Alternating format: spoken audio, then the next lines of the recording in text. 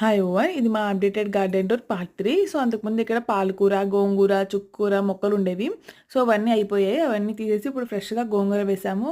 అలాగే కొంచెం కొత్తిమీర కూడా వేసాము. కొత్తిమీర ఇప్పుడే వస్తుంది. సో చూసారు కదా, చిన్న చిన్న మొలకలు ఇప్పుడే వస్తుంది.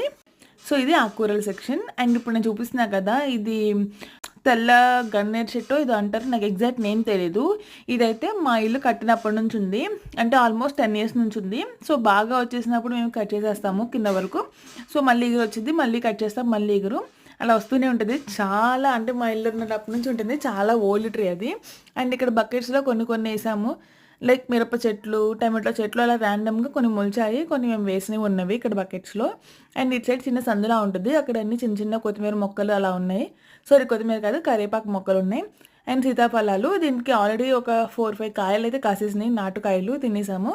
అండ్ ఇక్కడ మందార పూలు అండ్ జామ చెట్టు ఉంటుంది.